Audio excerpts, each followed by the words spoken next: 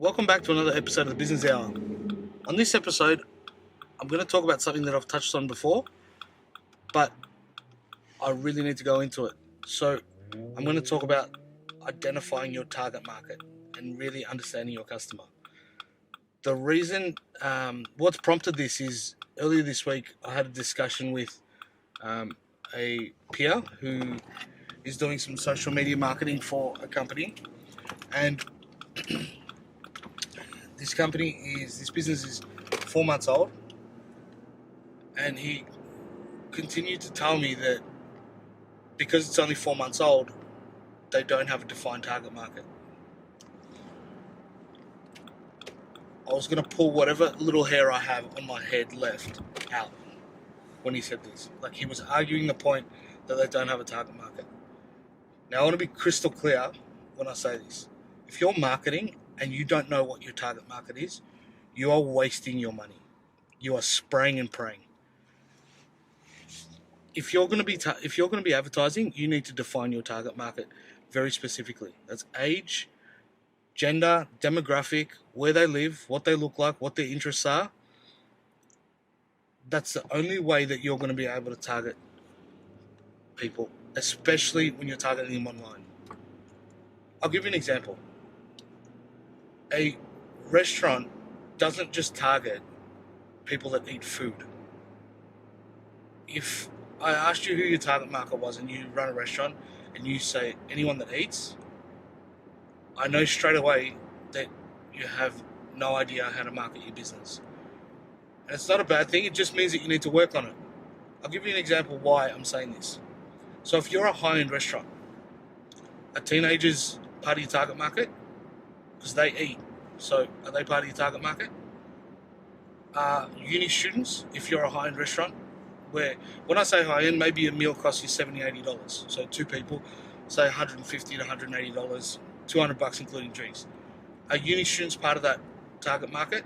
So if you're advertising online, are you targeting people under 22, 23 years of age?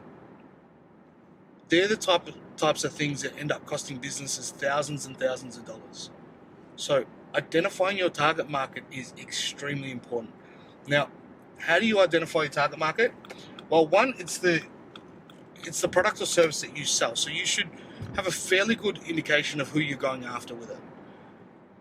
You can also ask anyone that works in your business what they think about historical sales, or what your track record's been over the last 12 months. Maybe you've got some data that you've captured somewhere about who they are. Facebook can analyze your page as well.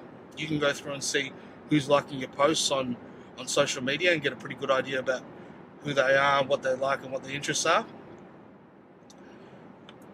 You can also, there's a lot of data that's already out there. You don't have to go with a pen and paper and survey people. You can ask close family and friends about how they perceive your brand and who they think would be most likely to resonate with your messaging. Now, what I'm saying is that you have to identify a target market. It doesn't mean that you don't have multiple target markets. So, for example, a restaurant might have their primary target market as middle-aged couples. They might have a secondary target market as families with young kids, and they've launched a kids menu, for example. And they've got a playground in there and things like that to target that particular segment of their target market. So you might have multiple target markets, but it's very important that you have your main target market really well defined. So in this conversation that I had, the person was telling me, and we were talking about a business that's targeting hip, young millennials that are into burgers. So this is a cool kind of place with like a liquor license, that sort of environment. And he launched a coloring competition. And what he said to me was, these people have kids. That's true, and I completely understand that. But your messaging needs to have context. The problem is this. I'll give you a really extreme example and I'll reverse it. So say you've got a product that you're targeting 9-year-old kids with. All of a sudden, you come out with some campaign or some kind of messaging targeting middle-aged dads with a really dirty joke. Sure, that dad has a child that's 9 years old, but the messaging that you've put out has done so much damage to your brand and product that no one's buying your product anymore. Your messaging has to be standardized and universal and to the core of your business. You cannot vary your message that far out of context that it doesn't make sense anymore. So what I'm saying is, the coloring idea is a great idea if you put it into context. The context would have been, during this corona lockdown, you can't get out of the house. We've got something to keep the kids busy while they're at home. Send it in, and the winner of the competition gets a family burger pack, whatever it's going to be. That's the context and the framework that would have made sense for that business. You can't just put something out there that's targeted to an entirely different demographic and expect that everyone resonates with that message. Because people that are the original, the core target market is going to be put off by that sort of messaging. So you need to think about what you're putting out there and the effect that it has by anyone that sees this. And if you're a cool, hip sort of brand, even more so, because your perception and how people perceive you is more important than anything else that exists. So that's the reason why I'm going on, and I've decided to make this video just about target markets.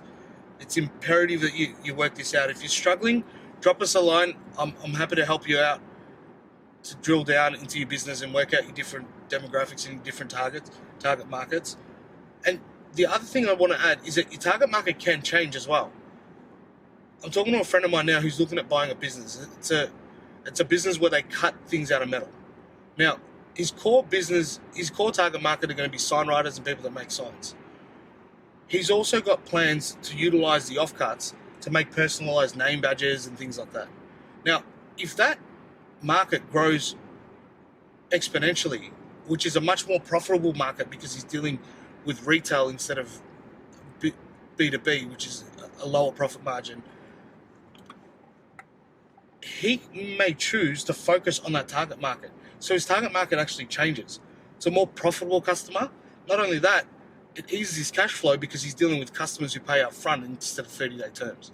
So if you're changing your target market or if you're going after a different demographic, that's fine. There's nothing wrong with that at all. But not defining it to begin with or saying that it doesn't exist or that you can't work it out, that you shouldn't be doing any marketing until you do work it out. Thanks for watching. Stay tuned. We'll be back with another episode soon.